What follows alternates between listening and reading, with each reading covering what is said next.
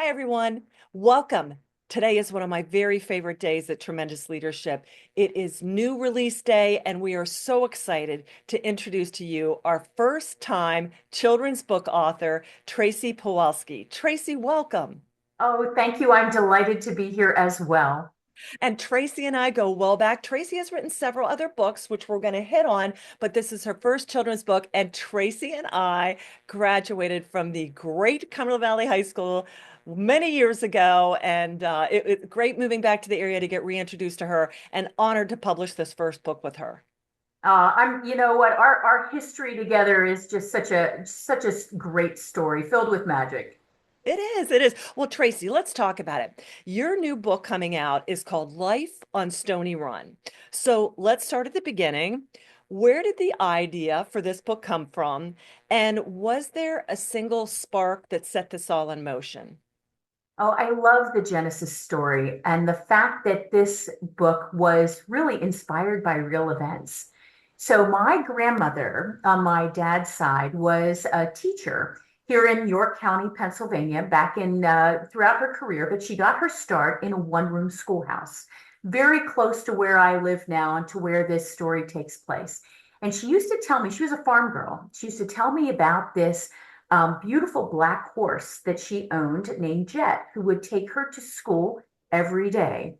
And then the horse would return home on his own back to the farm. And at the end of the day, and on his own, he would come back and pick her up to bring her back home. And I was enchanted. And I thought, how can this be? This horse is so smart. He knows the way. He even knows how to tell time. And so this was sort of the genesis of this and inspiration of this very wise horse. So when my kids were growing up, I used to weave stories for them featuring this wise black horse named Jet. And he got all of his friends, both four-legged and two-legged, out of all kinds of scrapes. That's beautiful. Can you even imagine? I mean, as a child, getting to ride to school on a horse. I mean, that is just so cool. And that's the real life genesis for this. Our readers are going to hear about this. But you also have a very main character in this, a young girl named Rosie, who's just lovable, curious, and so kind-hearted, like you, Tracy. Is Oh, she based on anyone in particular? Perhaps a young Tracy? Um, perhaps. I mean, I think that some of Rosie's qualities around curiosity and wonderment and earnestness, trying to do the right thing, I can certainly relate to. But I also think that it's relatable for all kids. You Mhm. know, that all kids and 8-year-olds are out there looking at the world and trying to sort things out and piece it together with lots of inspiration and wonderment. And so while Rosie's surrounded by the farm animals and the woodland animals, and she can be inspired by their personalities and what she's seeing in the beauty of nature all around her. Well, we had such the blessing of growing up in South Central Pennsylvania, where it was play in the woods, animals everywhere. A lot of kids farming is very big. So there's a lot of characters, animal characters in here too. You talked about Jet. You've got mischievous goats, dramatic cat, naughty raccoons. Do any of the other characters in the book have real life inspirations? I think the wonderful thing about these characters is there is no guile. They are who they are. These animals are, they have their own personalities, and the goats can be naughty and try and get Rosie to do things that she knows she shouldn't do, but are very tempting. You know, the fox that raids the hen house is being a fox, Mm. right? And trying to provide for her kids.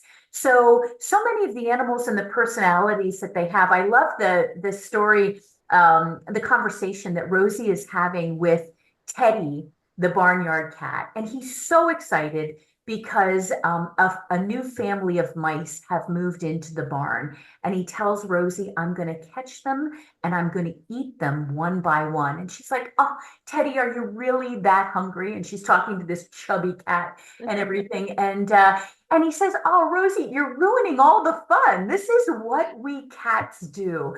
And so the personalities that come out are really, I think, very authentic to the way that we think of animals and how they behave. Yeah, and it's you have a certain element of pragmatism in this. So tell me how you did the balance, because I know we worked on this all along. You have the wonderment, you have the kind-heartedness, you have the innocence, but you also have her living at a time where there's a lot of tough lessons, and she's dealing with different things, some friendship issues. She has to tell, she tells a lie, and she has to deal with the consequences of that. How did you kind of balance the real world seriousness of it with the wonderment of it all? Because that's one of the greatest things I think about the book.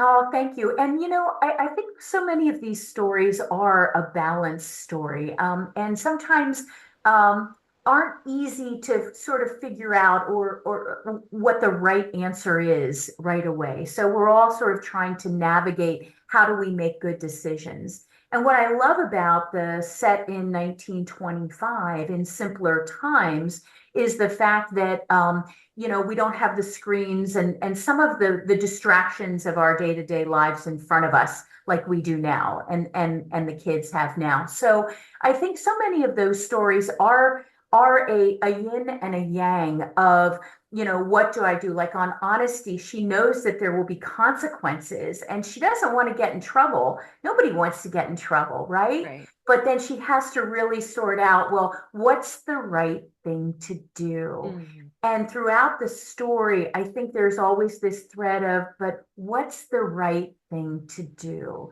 when faced with these challenges or these decisions? Yeah. And what do you hope the readers from the young girls, and you talk about from moms and grandmoms and everybody in between, what do you really hope they take away from this book?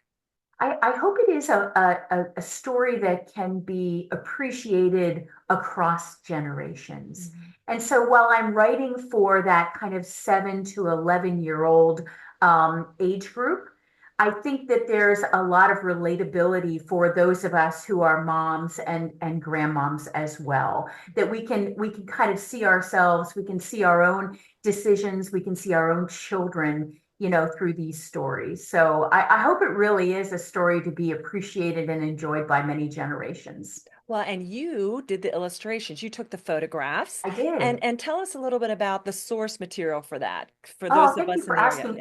Yeah. And the book is so beautiful. I just, Yes. you can see the cover, but throughout, there's a picture of that teddy that I was talking about. So this actually comes from a photograph they all do that I took and then was passed through an AI filter to make them look like paintings. Mm, And so, and what that does too is, as I take my walks, I take a lot of photographs. So I yes. have inspiration all around me. And I'm able to soften the edges so that in some cases, a photo that feels very contemporary all of a sudden is softened around the edges and could be timeless. Mm. And so that picture of Teddy, having this conversation with Rosie about the mice, I took that picture months ago, but it looks like it could have been obviously in 1925. Well, thank you for answering that, because a lot of times when people come and they want to publish a children's books, of course, they're like, well, what about the illustration? So I always like when the author's able to share how they Yeah. did it, because there are lots of different ways to do it. So speaking of traveling and taking in all beautiful things and photographs, you have written a couple inspiring travel memoirs before, but this is your first children's book. So how was writing Life on Stony Road different than the other travel memoirs? Well, it's a historical fiction, and it's obviously my first children's chapter book. But I think the thread of what is so my other two books are memoirs about walking around the world. And not they're not meant to be travel logs. They're meant to be, again, relatable with the life lessons that get teased out on a long walk. Or in the case of my walk in the Himalayas, what happens when things don't go like you planned? Because of course they never do. Mm. So, these there's a lot of metaphor that I use in the memoirs. What I think is the common thread through the memoirs, as well as through this first children's book, is my personal belief in adventure, curiosity, and believing in yourself. And so I think some of those themes come pretty naturally to me because they inspire me. sometimes to step in a direction that's new and maybe a little intimidating, but is something that I am, curious about. So I hope that's what the all three of the books share. Absolutely. I can see you in each one of them in that very unique way. So, last question, as our readers are going to read this and finish that last chapter, they're going to be like, what's next for Rosie? Are you think there's going to be more stories from the beautiful world of Stony Run? Yeah, I hope so. I think there is an opportunity to follow Rosie and to grow along with Yes. her. It's a very interesting time as I thought about 1925. Mm, Rosie, times are tough on the farm, but they're about to get tougher, aren't they, with yeah. the Great Depression right around the corner. And Mhm. so the world is changing in a lot of different ways. There are a lot of themes around sacrifice and personal responsibility. But people are still getting on with their lives. They're still, living and loving and things like that and learning. So, my stories are all about discovery, and I think we can continue to take that journey with Rosie. Absolutely. Well, I am looking forward to it. And I will Thank say I you. will hopefully support, oh, I will support you. And I hope there's many more to come, Tracy. Yes. Hey, real quick, here's your bonus question. What's the book that you most loved as a child? Gosh, I did love Little Women and Little Men. It was actually that time, and I have this beautiful copy, a hardcover, beautifully illustrated copy of Little Women that my mother gave to me, and with an inscription. And I think about, the power of having books that have been gifted on my bookshelf. And so, that's the one that comes to mind, although I have also loved poetry for a long time. And so I don't know that I was necessarily a little girl reading poetry, but I have a book on my bookshelf of best loved poems that my father gave me. And it says, Love Dad, Christmas 1988. So again, the power and the lasting and the endurance of books that we give as gifts, it's just, I hope people will do that because everyone loves a children's book. No one throws a book away, do they? They pass it along with great love. And so finding what your kids love to read by asking them questions and letting them choose their own books is so important. Well, one of the sections in my home library is all my children's books from I mean, books come and go. And trust me, I've got tens and tens of thousands, but I have all my most beloved children's book. Isn't it interesting? So, well, I love it. And gifted, speaking of gifting, like I said, Tracy, you've got some events coming up in the area. Tell us a Yeah. little bit about what's going on. I have a book launch coming up on May 5th. So if people are out there listening, I'm sorry, on May 3rd. I have another event on May 5th, but the launch itself is on May 3rd at Mount Airy Orchards, which is right here in this community. And of course, Rosie, there are orchards that are part of her farm. And so taking place right here, it's at 1 o'clock and it'll be filled with family friendly fun, a little photo booth for the kids. I have, this is Jet. He's here. There he goes. Where is he? There Beautiful. he is. And so the kids can have some fun. There'll be some ice cream and a little book reading and some music and games and prizes and things like that. I'll be at Frederickson Library next week. I'll be with some kids, in the coming weeks, and I hope that they just fall in love with this story as much as I have. It's beautiful. And we will put in the show notes how to get in touch with Tracy if you want to bring her to your school, your library, your summer camp, or even do a digital Zoom reading. So Tracy, again, congratulations. You approached me almost, well, coming up on about a year ago with this. And Yeah. even before that, you talked, but then it got real serious last summer. And it's been a joy. You're a delight to work with. And I cannot wait to be at the launch date. And to our listeners out there, please share this with other people that you know are looking for an incredible a book about character development, wonderment, and about the history of South Central Pennsylvania as well. Yeah. So it's got kind of the trifecta information and inspiration for our young emerging leaders.